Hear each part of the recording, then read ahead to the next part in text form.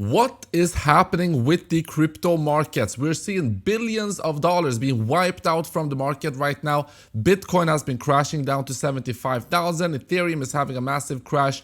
Metals, gold is also having a massive crash. And the question is, why are we seeing this? I will give you the exact reason why we have been seeing this, guys, how it all started, and more importantly, is this going to continue? What is the next major move for Bitcoin? Is now the time to start accumulating Bitcoin? Could this be the bottom? I'm going to talk about everything here in this video, guys. Make sure to stick around from the beginning until the end of this video. Welcome back, everybody. My name is Chris, bringing you cryptocurrency videos every day. If you're new to the channel, then make sure to subscribe and activate the bell right now. So first, before we do anything at all, what a brutal 24 and actually 48 hours we have seen in the crypto space. Many altcoins are down 20-25%. Many altcoins were already down lower than the massive capitulation event on October the 10th, and they have continued to trend down, and they are actually right now lower than that particular day. And it's absolutely crazy. Bitcoin is down to $75,000. Now, I've been telling you to be cautious the last few months. The reason being, of course, as you know, we were failing to break through the resistance levels that we had above. So the resistance level, the most important one was, of course, the 1 year moving average, which currently is at about $100,000. So that means that in general, this $100,000 right now, this level is extremely strong resistance because it's been reinforced. Not only big psychological level, not only this orange line here, but also the 365 day, basically the yearly moving average on the daily time frame. So since we were seeing that weakness, we knew that Bitcoin was looking weak. And I've been telling you that the only reason why we are not lower is because Michael Saylor was continuously buying Bitcoin and holding up the prices. And I said that I hope that he would stop buying Bitcoin, because then we can finally see a flush out and he could help form the bottom and deploy that capital at a lower price. Now, if Michael Saylor was not buying Bitcoin, probably would be down at like $72,000, this orange line here. But the difference is he would have billions and billions of dollars, like $20 billion, $15 billion that he could deploy here and then form that bottom and get in at a lower price. So yeah, I wish that he wouldn't have blasted all of his money at higher prices. Would have been much better if he saved it. He would have a better entry price, as well as he would help the market form a bottom. So now with everything that's happening, and we knew that Bitcoin was looking weak, we have seen this flush out here. Is this the bottom? What I'm gonna say, guys, is that we do have some charts suggesting that this is actually the bottom. I'm gonna show you here in a little bit. We made a new low. We made a new swing low, which we compared to the low we saw here at $80,500 during November. So that is one key thing to keep in mind. I still think that Bitcoin is looking pretty weak. We need to see a bottom being formed. I think Bitcoin is still looking pretty weak, so I would not rule out some more downside, at which point $72,000 is going to be a key level of support.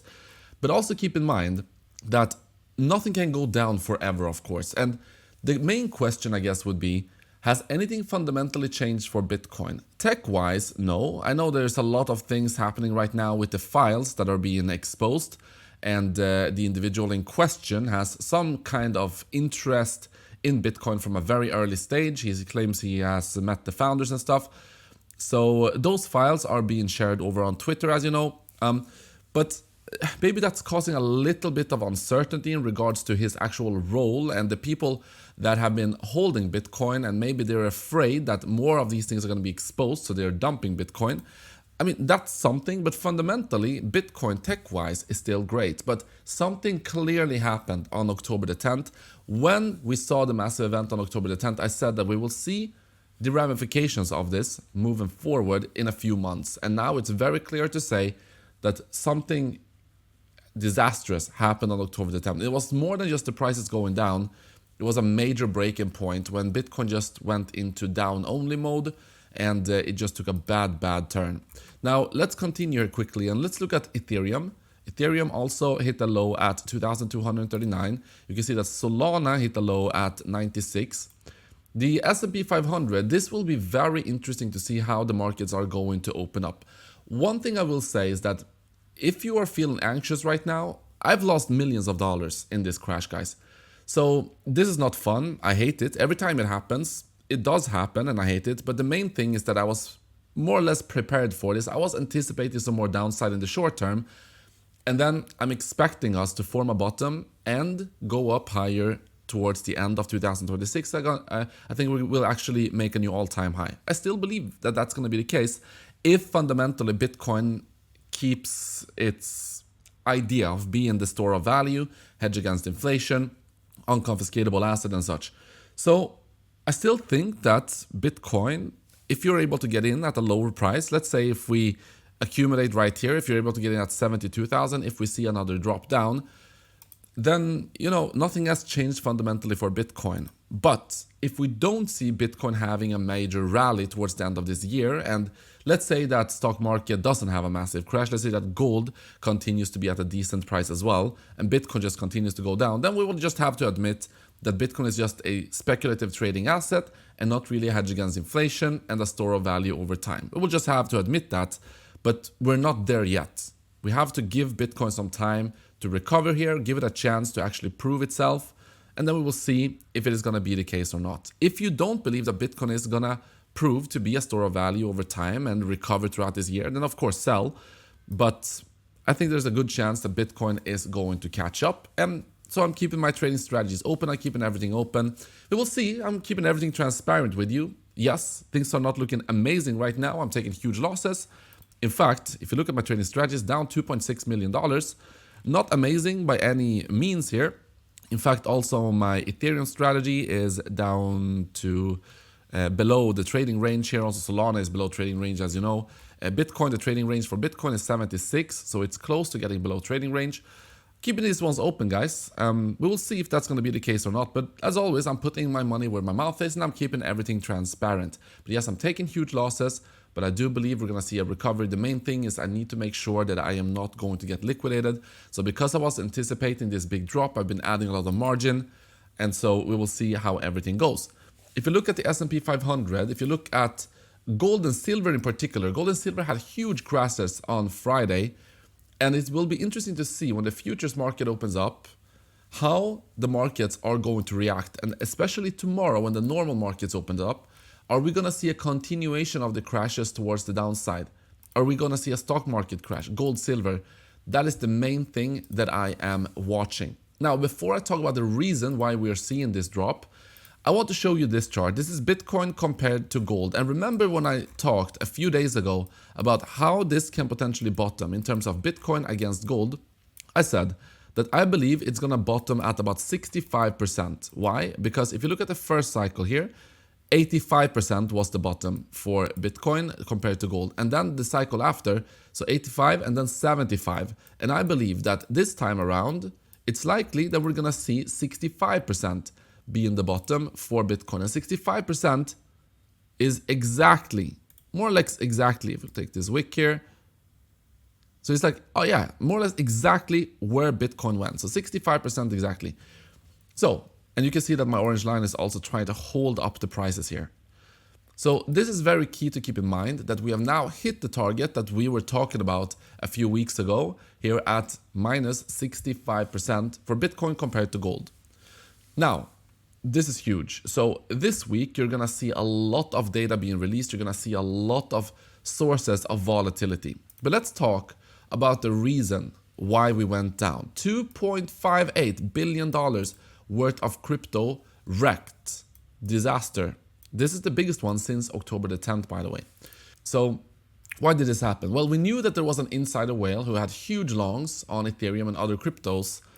And what happened yesterday is that he started to slowly close these Ethereum positions. Now, with this, the market panicked and they started to dump even harder.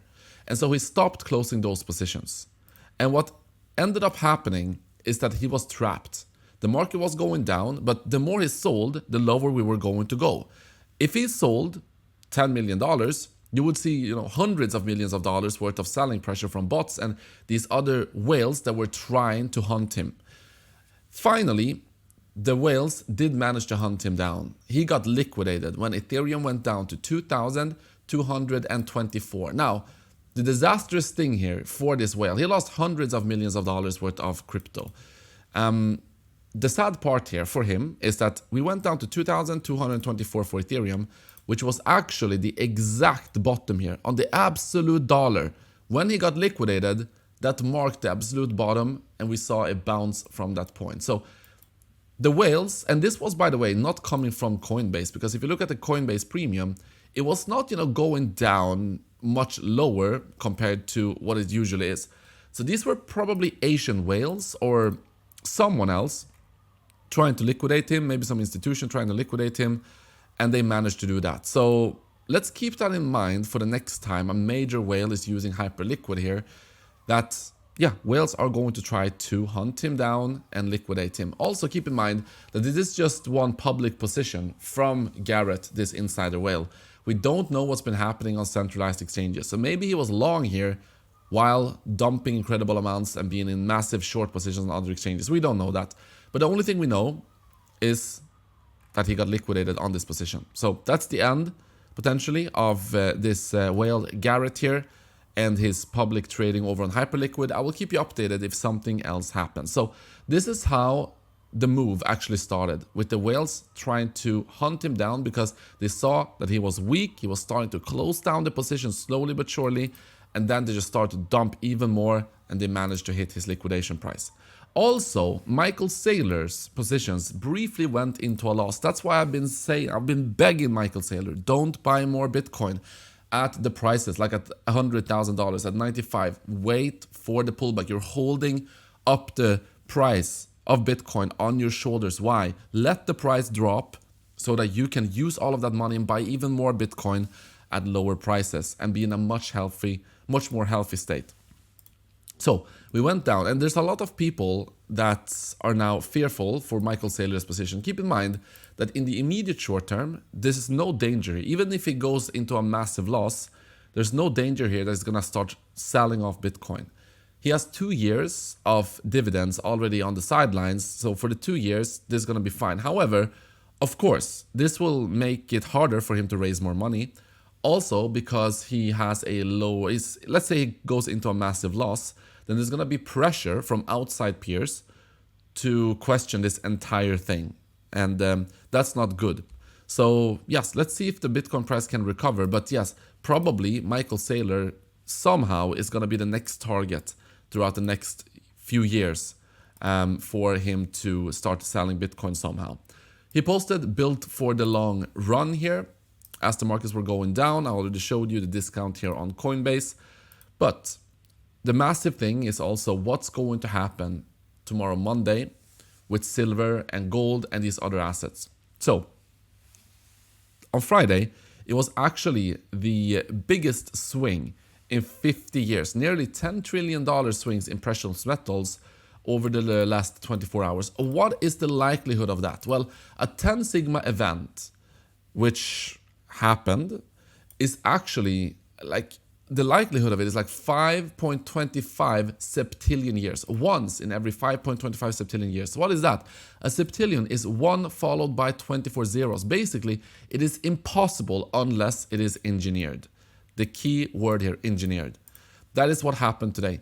Anyone claiming that this was a normal market move today either doesn't understand markets, is plain idiotic, or has nefarious intent. So remember, this is for precious metals, not for Bitcoin and crypto. Of course, for Bitcoin and crypto, this is much more normal. But this shows us that there's massive manipulation happening right now in the markets. And if you look carefully into the latest COMEX report, JP Morgan closed its silver shorts exactly at the very bottom of the price crash.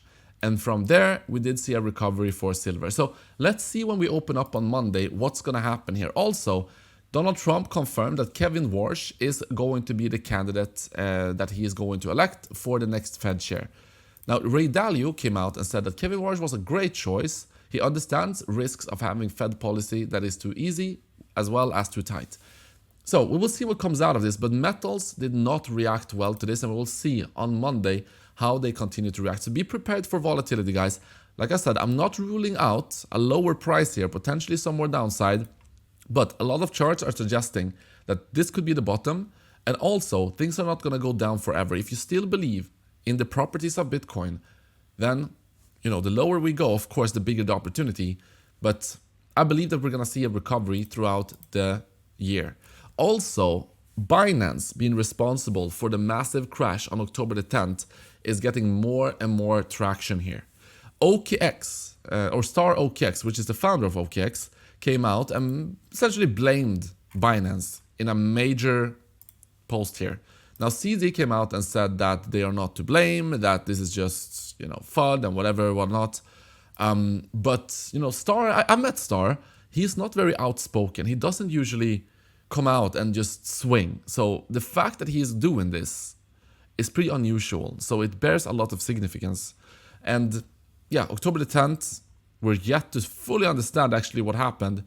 But we can see on the charts, everything continued to go up besides Bitcoin and crypto just went into a free fall after the 10th. So I'll continue to update you guys, but things are looking pretty bad. My trading strategy is at a massive loss. However, it is always the darkest before the sunlight comes back into the world, so to speak. So yeah, situation sucks, guys. Situation really sucks. But I'm still optimistic. I still believe that we're going to go up higher. And with that said, guys, I will continue to update you. Thank you so much for watching, and I will see you in the next one.